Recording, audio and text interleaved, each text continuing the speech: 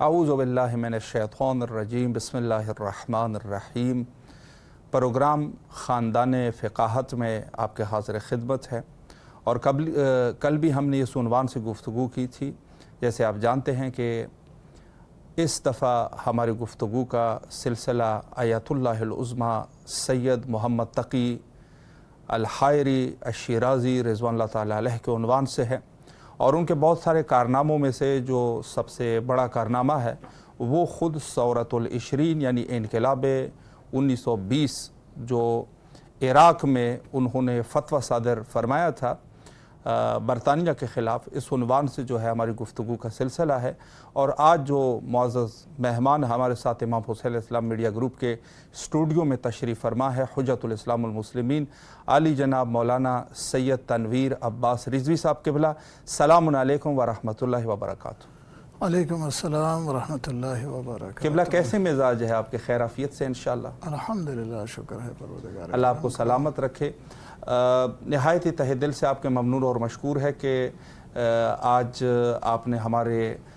ہماری دعوت پہ آپ یہاں تشریف لائے اور خدمت کا یہ موقع ہمیں فراہم فرمایا۔ اللہ تعالیٰ جزائے خیر دے، پروردگار عالم ہم سب سے اس خدمات کو قبول فرمائے اور اجر عطا کرے پروردگار عالم۔ الہی آمین۔ قبلہ نہایت ہی شکر گزار ہے آپ کے، اور کل بھی بہرحال آپ سے گفتگو کا سلسلہ ہمارا جاری تھا، تو آج بھی جو ہے جس شخصیت کے اوپر ہماری گفتگو کا سلسلہ ہے آیت اللہ العظمیٰ سید محمد تقی شیرازی رضوان اللہ تعالیٰ علیہ، تو جو جیسے میں نے عرض کیا کہ عظیم کارناموں میں سے ان کا جو سب سے بڑا کارنامہ تھا وہ خود ثورۃ العشرین یعنی وہ فتویٰ ہے کہ جو انہوں نے برطانیہ کے خلاف دیا تھا، اور بلاد اسلامی سے ان کو جو ہے وہاں سے ان کے شر کو پاک کر دیا تھا۔ تو اسی عنوان سے میں آج بھی یہی سوال کرنا چاہوں گا کہ اس زمانے کیسے حالات تھے اور کس قسم کے خطرات کا سامنا تھا بلاد اسلامی کو اس فساد سے، اس پر جو ہے اگر ایک وضاحت فرمائیں۔ اعوذ باللہ من الشیطان اللعین الرجیم، بسم اللہ الرحمن الرحیم۔ الحمد للہ رب العالمین، الصلاة والسلام علی محمد وآلہ الطیبین الطاہرین، اللہم صل علی محمد وآل محمد ولعنت اللہ علی اعدائہم اجمعین۔ بسم اللہ الرحمن الرحیم۔ العلماء ورثۃ الانبیاء۔ بہت اچھا سلسلہ گفتگو اس عنوان سے کہ اس عظیم شخصیت مرزا محمد تقی شیرازی، جو ایک عظیم شخصیت گزری ہے جس کا کارنامہ لوگوں کے اوپر پوشیدہ نہیں ہے بلکہ اجاگر ہے۔ اس وقت کے جو حالات جس وقت یہ موجود تھے اور برطانیہ انگلیس داخل ہوئے، ظاہر سی بات ہے کہ وہ پوری دنیا میں جنگ عظیم جو ثانی تھی اس کے بعد کا یہ مرحلہ ہے۔ جی، ادھر ایران وہ بھی احتلال کے زد میں تھا، جی، اور پھر ادھر عراق کی طرف جب احتلال یعنی برطانیہ اور انگلیز نے جی رخ کیا اور انہوں نے پورے عراق پر آہستہ آہستہ قبضہ جمانا شروع کیا اور قبضہ جما لیا۔ صحیح۔ اور یہ بات اچھی طرح سے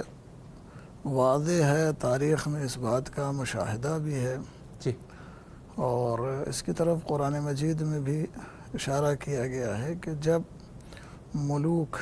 بادشاہ جی، کسی شہر میں داخل ہوتے ہیں تو اس شہر کو وہ پھر اپنے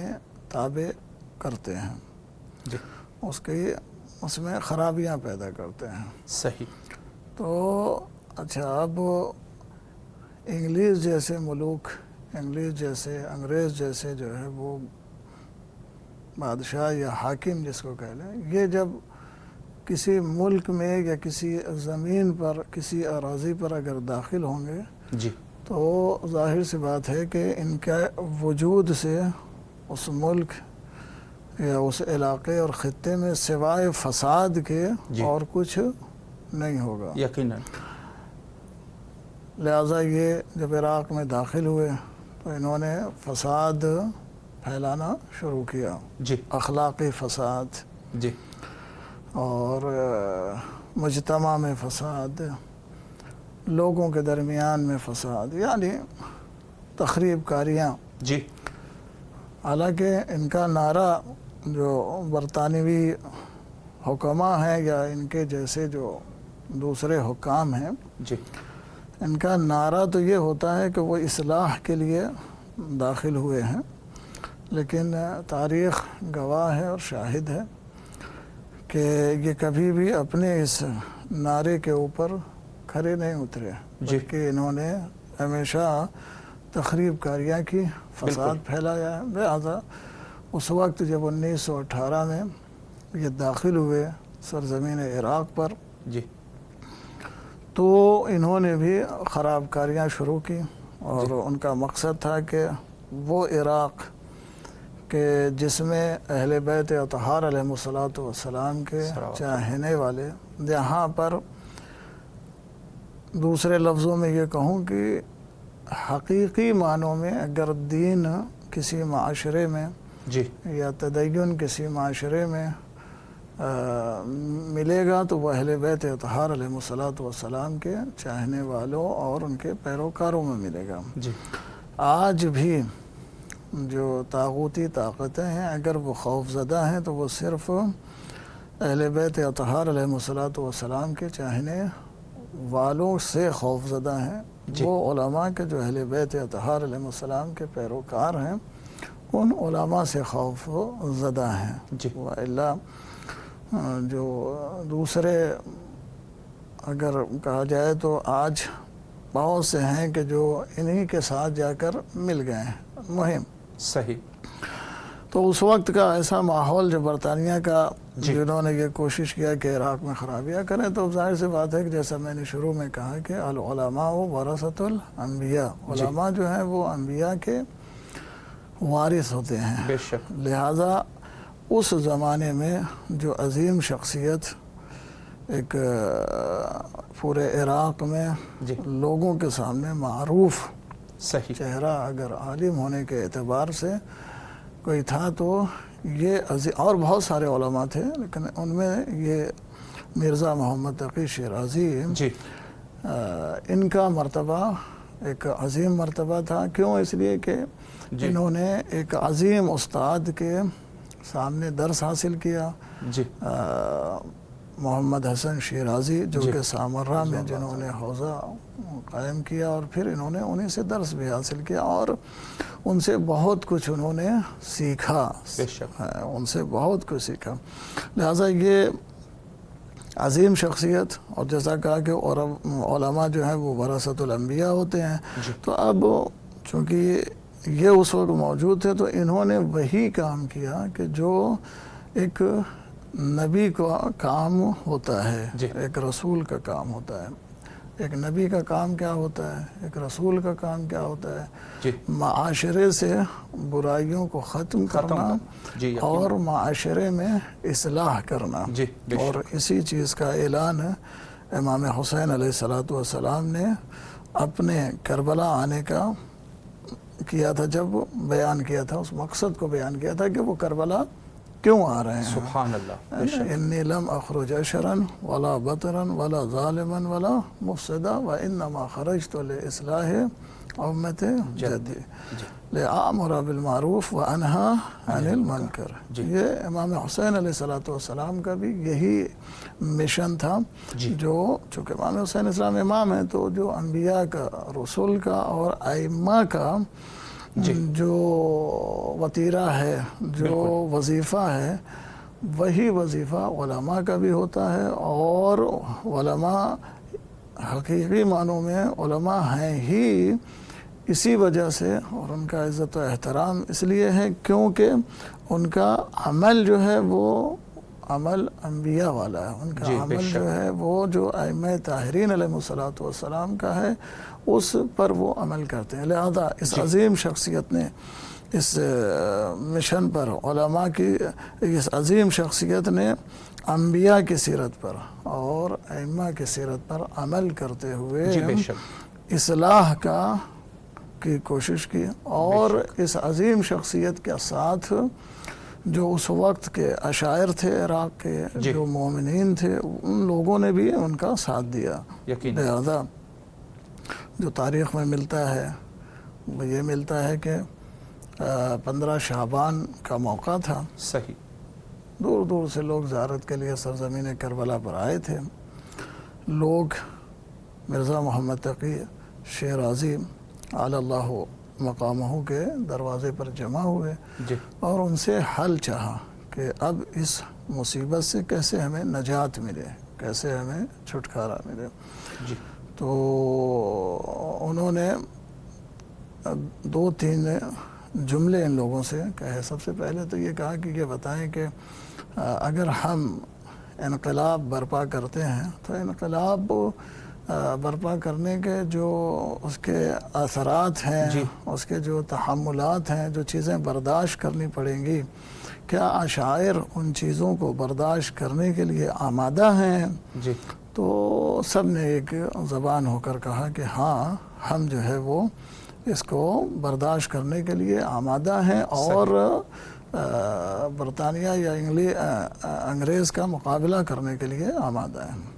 صحیح۔ پھر اس کے بعد انہوں نے دوسرا جملہ یہ فرمایا کہ دیکھیں، اگر ہم انقلاب برپا کرتے ہیں تو ایسی صورت میں امن و امان جو ہے وہ خراب ہوگا۔ صحیح۔ لہذا آپ کیا چاہتے ہیں؟ امن و امان چاہتے ہیں یا آپ کے اندر یہ صلاحیت ہے کہ انقلاب کے بعد امن و امان کو قائم کر سکتے ہیں؟ تو سب نے ایک زبان ہو کر کہا کہ ہاں، ہمیں یہ صلاحیت ہے کہ ہم امن و امان کو قائم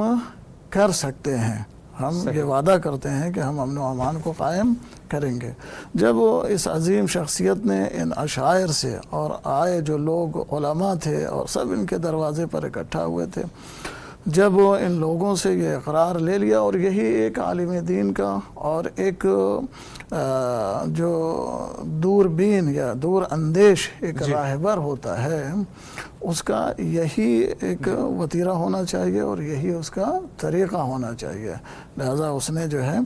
انہوں نے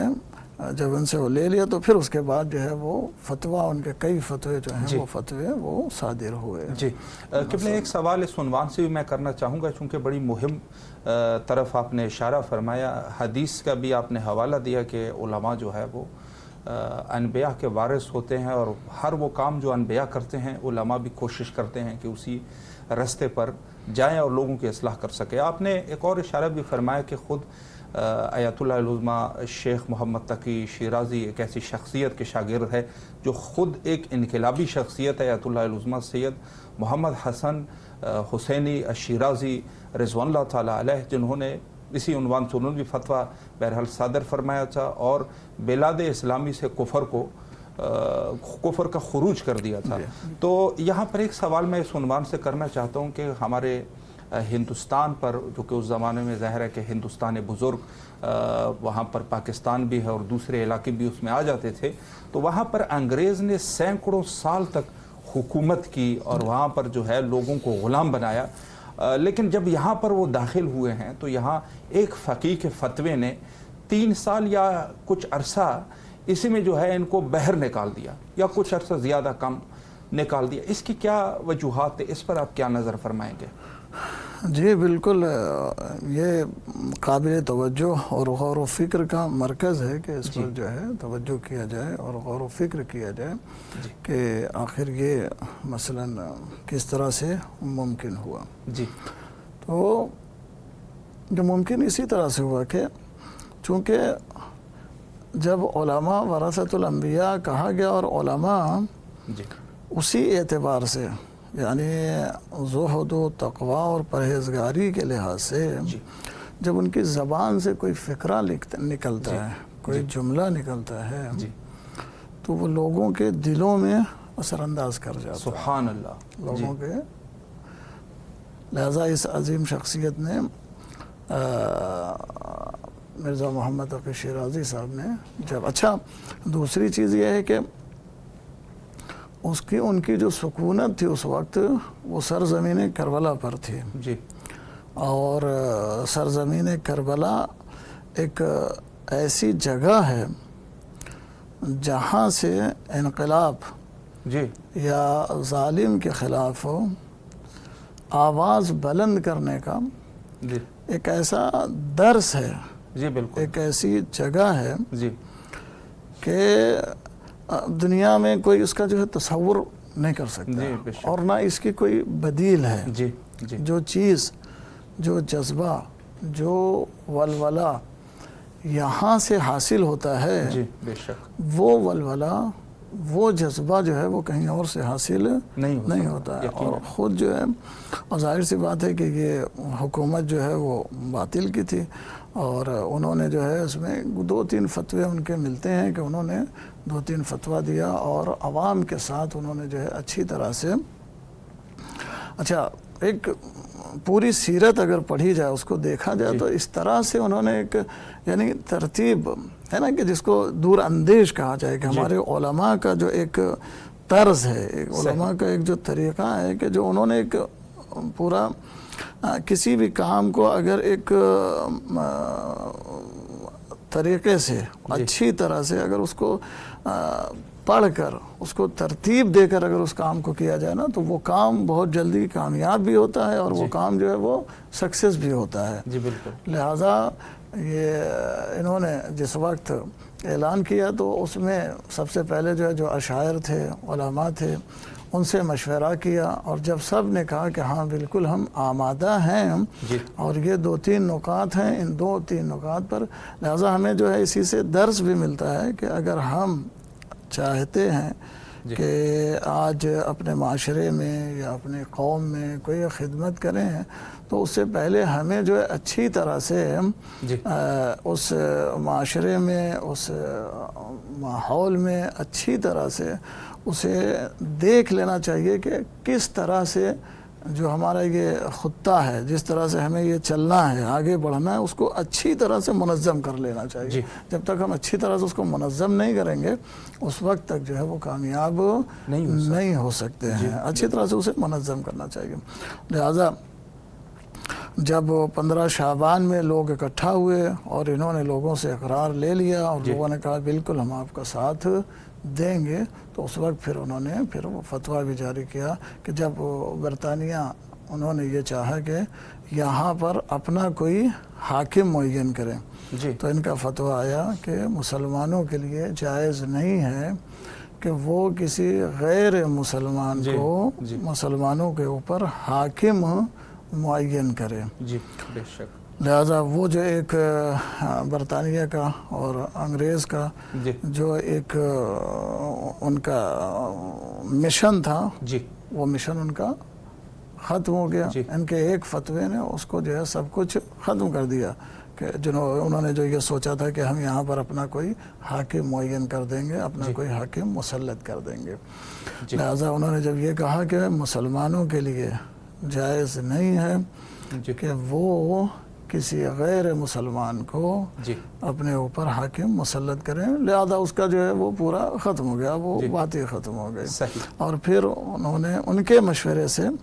عراق میں جگہ جگہ جمعیت یعنی گروہ جو ہے وہ جمعیت بنی۔ سب سے پہلی جمعیت جو بنی تھی وہ کربلائے محلہ میں بنی تھی۔ جمعیت یعنی ایک گروہ جس کو کہیں، اور جس گروہ کی قیادت جو ہے خود ان کے فرزند محمد رضا جو بڑے فرزند ہیں مرزا محمد تقی شیرازی اعلی اللہ مقامہ کے جو بڑے فرزند، انہوں نے یہاں پر ایک جمعیت بنائی کربلائے محلہ میں جس کی سربراہی کر رہے تھے، اور پھر مرزا محمد تقی شیرازی اعلی اللہ مقامہ نے اپنے فرزند کو اشاعر کے پاس بھیجا۔ یہ عراق میں جتنے بھی اشاعر تھے ان اشاعر سے ملے اور پھر انہیں یقین دہانی کی اور ان کی آراء لی، اور صرف اشاعر نہیں بلکہ جو علماء تھے کاظمیہ میں جو علماء تھے ان علماء کے پاس گئے، نجف اشرف میں جو علماء تھے ان علماء کے پاس گئے اور سب سے ملاقات کی اور سب سے آراء لیا کہ بھئی ہمیں سب مل کے، ہے نا، دیکھیں صحیح وہ کام ہے کہ جس میں اگر سب کی رائے شامل ہو اور سب مل کر اگر، ہے نا، کہ اگر ایک ساتھ اگر مومن آپس میں مل جائیں تو بہت سے کام ہیں کہ جو وہ کر سکتے ہیں اور مل کر ہی جو ہے وہ کام میں کیا ہے اس میں برکت ہوتی ہے اور اسی میں کامیابی ہے۔ لہذا سب سے پہلے یعنی اس عظیم شخصیت کی سب سے بڑا کام یہ تھا کہ انہوں نے پورے عراق کے مومنین، علماء، اشاعر کو سب سے پہلے جو ہے وہ ایک پلیٹ فارم پر، ایک جگہ پر لا کر کھڑا کیا۔ جب سب ہم آہنگ ہو گئے اور سب کی رائے ایک ہو گئی اور سب کو انہوں نے جو ہے وہ مطمئن کر لیا، اب جو آگے بڑھے تو پھر کامیاب ہوئے اور اللہ نے انہیں کامیابی۔ اور ظاہر سی بات ہے کہ جہاں پر اجتماع ہو، جہاں پر مومنین ایک ساتھ مل کر اگر کوئی کام کریں تو وہاں پر کامیابی ضرور ہوتی ہے۔ جی وہاں پر کامیابی جو ہے وہ اللہ مومنین کو اگر مل کر مومنین جو ہے وہ کام کریں تو کامیابی ضرور عطا ہوتی ہے۔ جی بہت خوبصورت طریقے سے قبلہ آپ نے گفتگو فرمائی اور یہ جو ہے وہ ایک طریقے کا ایک میسیج بھی ہے کہ اگر کسی کام میں جو ہے اتحاد اور مومنین جو ہے وہ آپس میں جمع ہو جائے تو ظاہر سی بات ہے کہ اللہ بھی برکت ڈال دیتا ہے اور کامیابی نصیب ہو جاتی ہے۔ آخر میں 1 منٹ سے بھی کم وقت میں اگر کوئی میسیج دینا چاہے اس عظیم انقلاب کے عنوان سے کہ جہاں انہوں نے جو ہے وہ سب کو اکٹھا کر دیا اور وہاں پر کامیابی حاصل ہوئی مومنین کو، اس پر اگر کوئی پیغام دینا چاہے تو بسم اللہ فرمائے۔ جی سب سے بہر علماء جو ہے وہ تاکید کرتے ہیں، اب ماہ محرم الحرام بھی آنے والا ہے تو ہمیں مومنین کو اس عظیم شخصیت اور خود تاریخ سے اور اہل بیت اطہار علیہ الصلوۃ والسلام کی روایت سے یہ درس لینا چاہیے کہ ہمیں مومنین کے ساتھ ایک دوسرے کے ساتھ باہمی تعاون اور ایک دوسرے کے ساتھ مل کر کام کرنا چاہیے، تفرق سے اور تفرقہ بازی سے جو ہے وہ ہمیں پرہیز کرنا چاہیے۔ یہ سب سے بڑا جو ہے وہ ناظرین کے لیے ایک پیغام ہے کہ مومن جو ہے وہ آپس میں کیا ہیں، بھائی بھائی ہیں۔ لہذا قرآن بھی کہتا ہے کہ سب اکٹھا ہو جائے ولا تفرقوا، اور جو ہے آپس میں آپ جو ہیں وہ الگ الگ نہ ہوں بلکہ جو ہے آپس میں کیا ہے مل کر رہیں، مل کے کام کریں۔ بے شک قبلہ نہایت ہی تہ دل سے آپ کے ممنون اور مشکور ہے، آپ تشریف لائے اور نہایت ہی مہم نکات پہ آپ نے اشارہ فرمایا۔ انشاءاللہ کسی اور وقت میں بھی آپ کے حاضر خدمت رہیں گے انشاءاللہ العزیز، اور فی الحال جو ہے وہ آپ سے اجازت چاہیں گے التماس دعا کے ساتھ۔ اس وقت جو ہے وہ آپ نہایت ہی مہم گفتگو سماعت فرما رہے تھے اور یقیناً جو پیغام انہوں نے جاری فرمایا کہ خود سب مومنین کو محرم کا حوالہ بھی دیا، اور یقیناً ایسی ہی ہے کہ ہمارے جو سب سے مہم درس ہے وہ یہی ہے کہ اس میں اتفاق اور اتحاد ہمارا جو ہے وہ برقرار ہو سکے۔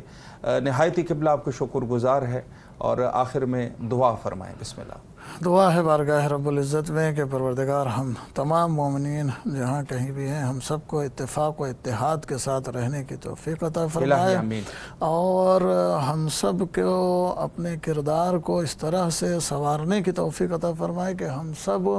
امام مہدی عجل اللہ تعالی فرجہ الشریف کے ناصرین اور مددگار میں شمار ہو سکے۔ الہی آمین۔ شکر گزار ہے قبلہ آپ کے، اور آخر میں دعا کرتے ہیں حجت خدا کے ظہور کے لیے، اللہم عجل لولیک الفرج۔